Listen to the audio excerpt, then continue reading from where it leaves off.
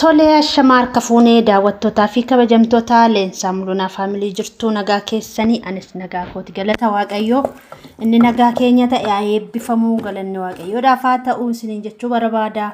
Chaanaala kanaaf haaraa warri taatan subscribe gochuun gara maatii keenyaatti makamaan isiniin jedha. Guyyaa har'aa maalan akkan hojjedhuun isin agarsiisa jechuudha. Baazillaa yookiin immoo hataraa yookaan atara jedhama jechuudha. Atarri kun hin xabbafama jechuudha.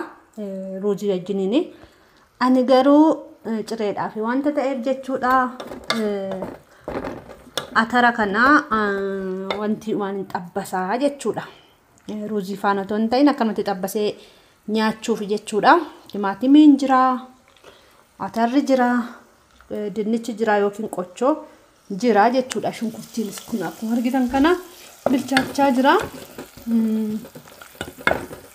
Kana fakkaata.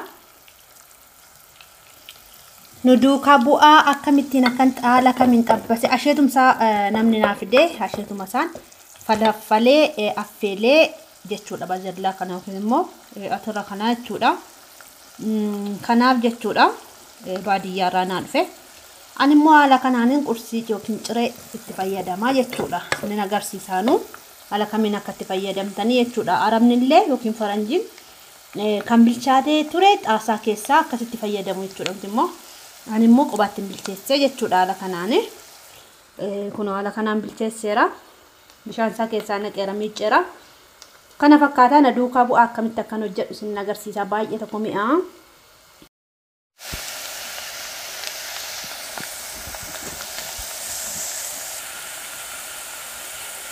Daawwattoota keenyaa kun akkuma argitan kana barbarree xiqqoottan godhadha. Ittiin baay'isu. Akka waxii otoo hin ta'in akka xibsiitti itti fayyadama jechuudha. Baay'ee akka bareechee hojjedhu abdiin qaban argitu. Kanaaf nu duukaa bu'aa isiniin jedha.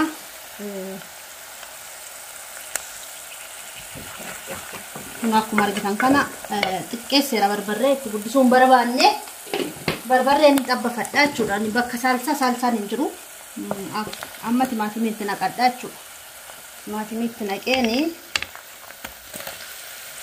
isa booda timaatimiin haa bilchaatu. Akkuma qabu baazillaan yoo seene jechuudha. Baazillaa jennamti arabatti jechuudha. Dinnichillee kun haala kanaan muramee jira. Haala kanaan muramee jira jechuudha. Nuti wanti saalsaan hin jiru asii jira garuu xiqqoo tokkotu hin waddaddi jechuudha. Hin waddaddi saalsaanii.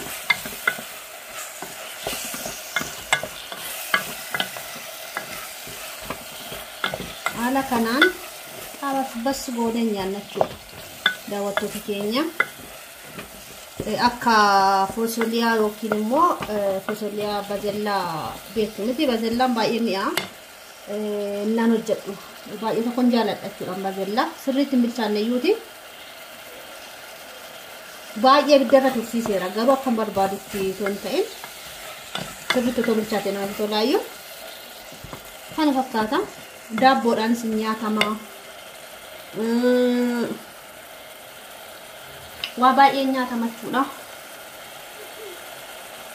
Nu duukaa turaa isiniin jenna. Biddeen isin nyaatama. Biddeen nyaachuu barbaadanii jireenyaan nyaata jechuudha. Kanaaf walumatti nallaqachuudha.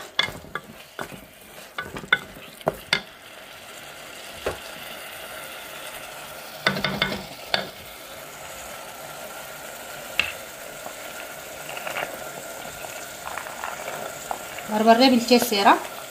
Barbarreen bilchaannaan rakkoo tokkoyyuu hin qabu. Barbarreen bilchaannaanii jechuudha. Haala kanaan xibisbis gootanii nyaachuu ni dandeessu isiniin jedha. Dinnichis walumaan itti naqa. Shunkurtii adii itti naqeera. Shunkurtii adii itti naqadhee jira. Qaaraallee mummurtanii yeroo baastan itti naqachuu dandeessu isiniin jedha. Haala kanaan xibsiisaa nyaattu jechuudha. Xibsiisaaf nyaattu haala kanaani. Bareeda. Bareeda.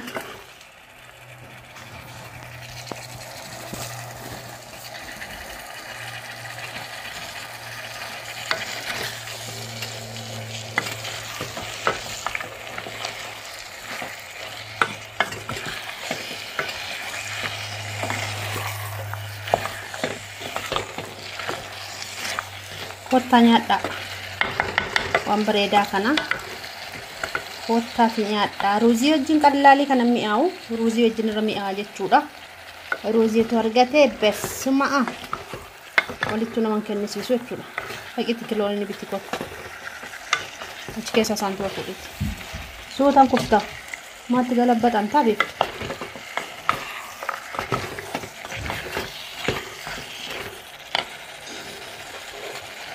maajiin itti namaa isa booda qallaalii mi'aawu jechuudha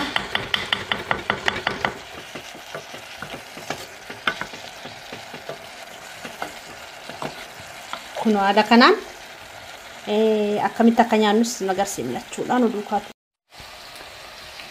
akkamiina yaaddaniittu si yaadeeraanis kuno haala kanaan hin jira biddeen tolchuufan jira mooti kuno ciree nyaadhee ka'een biddeen tolchachuudha akkuma argitan hojjedhee jira jechuudha haala kanaan hojjetameetu jira bazellaamo maal jettan bazellaa indaa atara jedhama mitiire atar kana fakkaata soo biddanti naqa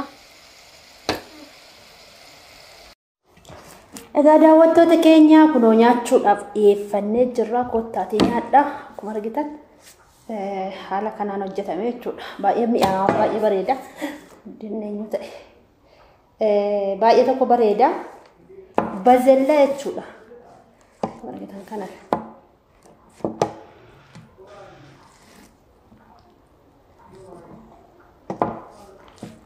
nyaachuudhaatti jirra jechuudha kottaatee nyaadha waa meeqa qaba mi'aa baay'ee tokko jechuudha baay'ee mi'aa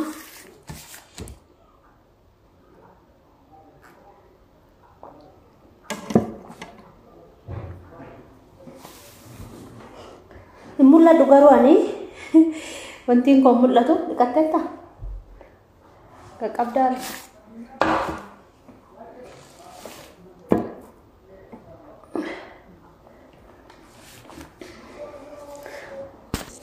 fulli kun mul'atu jechuudha sida haala kana nyaannaa jechuudha በጌታ ኢየሱስ ክርስቶስ ይወቅስ ያገለስ ማን ከነገ ኢየሱስ አሜን ያ ስጉባ ሶተኛ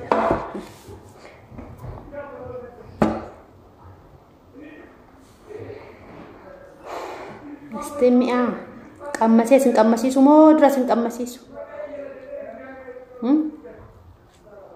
ሆዳ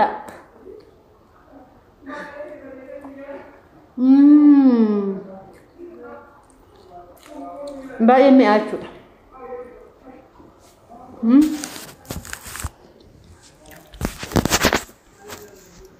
ባይ የሚያ ያ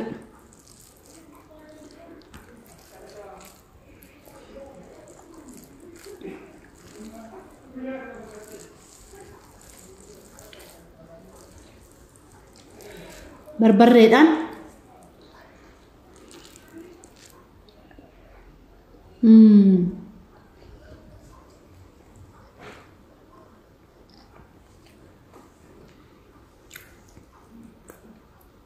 ወጣኛዳ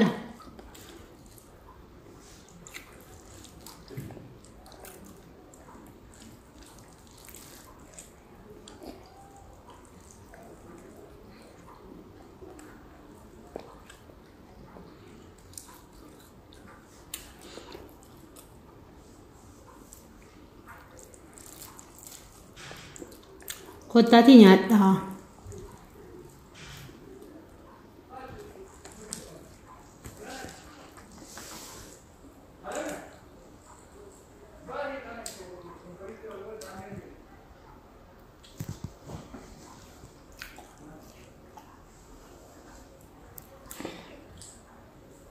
akkati jirraa jechuudha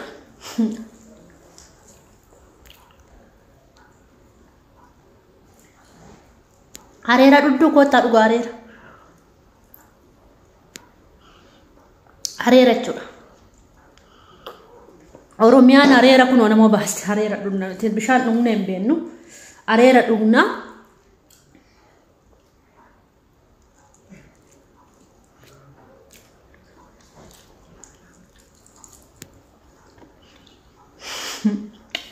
Ngoja maina aga. Hori dugi. Ngoja maina iso. Arere nan ngoja maina.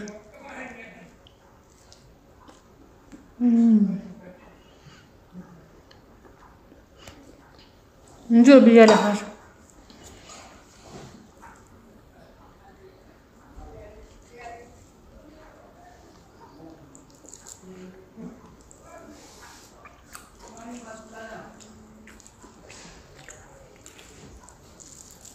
jechuudha. Alaa namni hojii hojjetaa jira jechuudha. Warra mana kiraa fudhatantu mana ijaarratanii itti galaa jiru jechuudha. Mana isaaniitti jechuudha.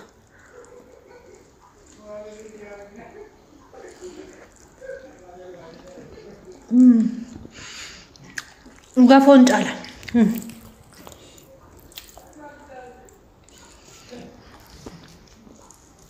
Foon caala jechuudha.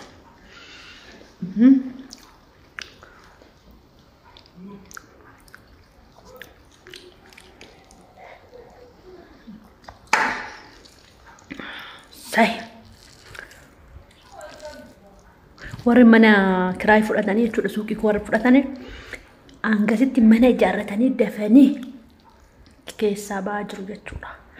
Mana ijaarratanii mana isaaniitti galaa jiru jechuudha. Dhugaa nama gammachiisa. Mana namaatti galee mana kiraa itti naanna'u natti hin tolu jechuudha. Garuu isaan mana ijaarratanii ijaa ba'aniif dhugaa baay'ee gammadeeraaf jechuudha. Ji'a muraasa keessatti mana ijaarratanii ba'anii jechuudha. Kun mi'atti gurrachaa jiru namatti tola. Jaalalaan turre mar'aatti.